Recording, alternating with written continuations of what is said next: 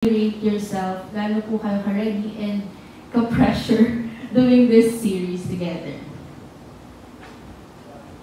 Yun, nung sinabi sa amin, yung time o yung araw na sinabi sa amin about dito, sa project na to, na-excite kami sobrang excitement yung na-feel namin kasi ulit kami na yung magkadikit noon na pinapangarap na namin magkaroon ng ganitong klase ng proyekto.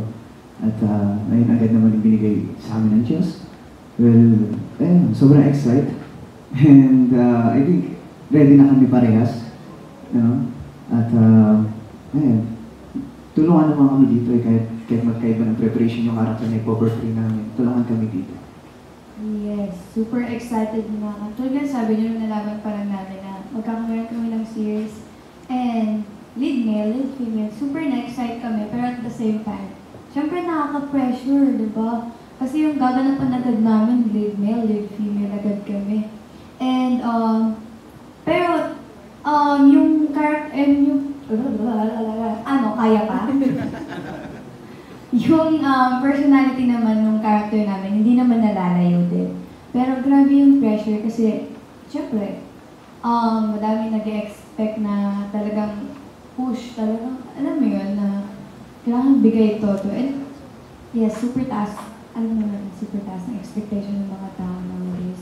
Pero ayan, bibigay namin yung kahilingan niya. Hindi namin kayo nabibigay. For directed po, ano po yung reason po ninyo that you selected this kind of like story for JM and Fiang? And ano po yung ina-expect nyo for the two and the whole cast po to do? Kasi parang different siya from the one that you made po the past ones. And trending po siya up until now. Well, first of all, I'd really like to commend our creatives. You have the best creatives in the world, led by Miss Melda Rosario. At writer namin si Denise O'Hara, and yung mga writers namin ay talagang, kung nakita niyo rin yung filmography nila, ang dami nilang mga pinasikat na rom-coms, ang dami nilang pinasikat na series. So, dun palang kampante na ako when they thought of this concept. So, parang when this was offered to me, sobrang natuwa ako at na-challenge at the same time. Yes, as a director naman talaga, gusto mong ma-challenge. First time kong gumawa ng may supernatural element. But at the same time, alam ko rin naman na as a genre, rom-com siya, kung saan ako mas at home. So yun, so doon ako na-challenge, yung bago yung konsepto. In a way, para siyang, di ba, para siyang Crash Landing on yung magkaibang mundo, pero pinush pa ng mga writers. Level up tayo. Kung Crash Landing on yung present time, ito, ang na-inlove siya sa multo. So, di ba? So, yun yung challenge. And then, yun yung kagandahan. Kasi, magkaibang mundo sila. May Gen Z influencer ka, very now, very young, TikTokerist. And then, biglang may isang hook balahap na namatay sa panahon ng gera na talagang napaka-stiff. So, paano ngayong ilalabas ng character ni Fiam yung ngiti sa mga labi ni JM? Paano sila magkakainlaban? At may future na sila kung ang isa-isang multo. So, past, past, present si Fiam. So, should they have a future together? Pwede ka na mag-promo. Yun yung tagline. Yun. Last na lang po from me for the whole cast. Although this is a fantasy rom-com series, pero how do you guys define the term ghosting?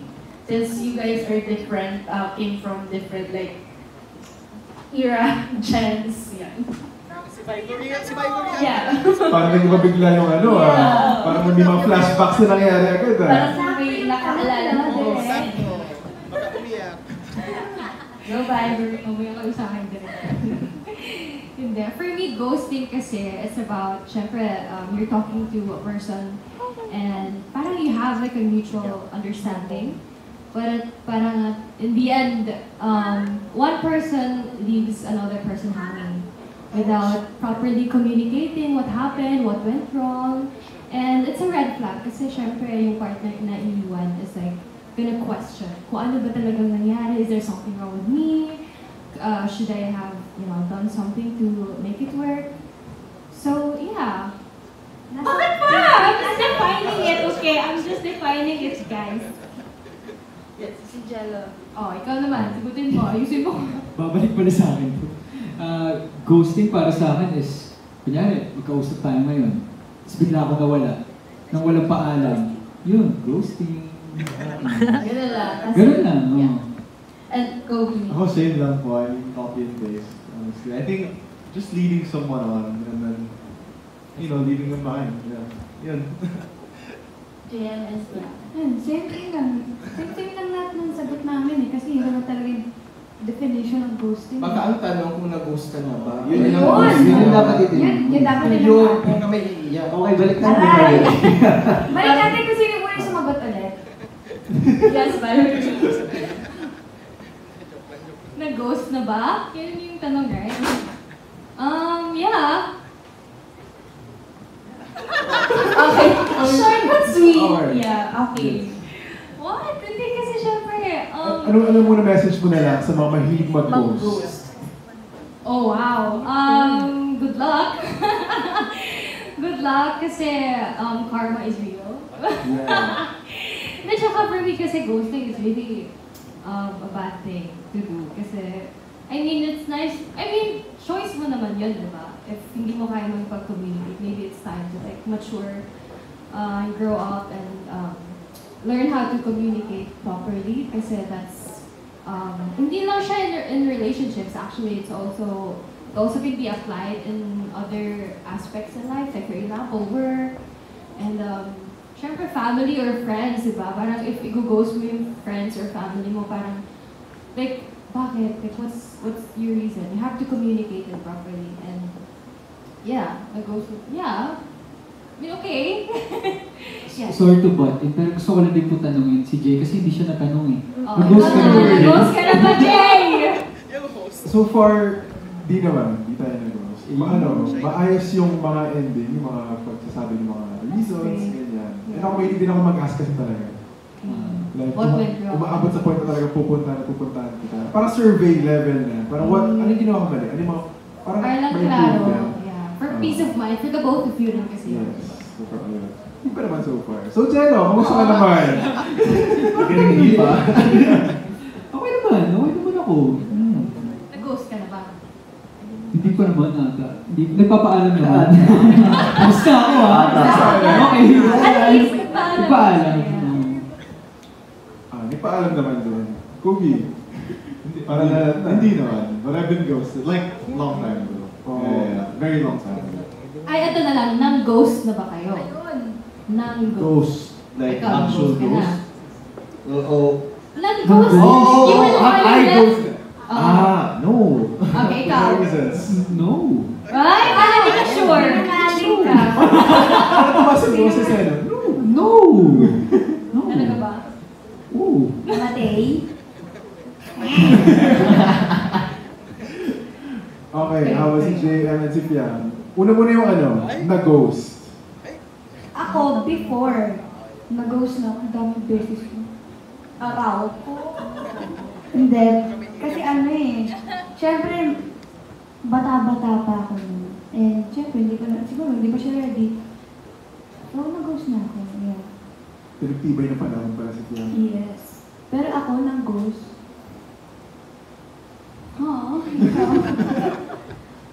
Siguro naman, atak, oo. Maybe, hindi. Siguro, nang-ghost na ako. Pero, siguro may rason naman kung ba't ko ginawa yun. It's either nakikita ko na wala kang respeto, na mayabang ka, or ayoko nagpalaki sa'yo. Oo nga, ibang perspective din yun. So, nag-ghost naman din. Baka may reasons din sila. And pang nag-ghost, hindi naman siya totally ghost kasi nagsasabi naman ako sa kanya. Nagpapaalam. Oo, nagpapaalam. Bye! Good night. JM, Nga. na-ghost. Na-ghost? Bata pa ako. Pero maliliit na bagay lang. Elementary po, honestly. Akala ko crush din ako, tapos hindi pala. Yung mga ganun lang. Wala. At nang-ghost? Hindi, never. Never, you know.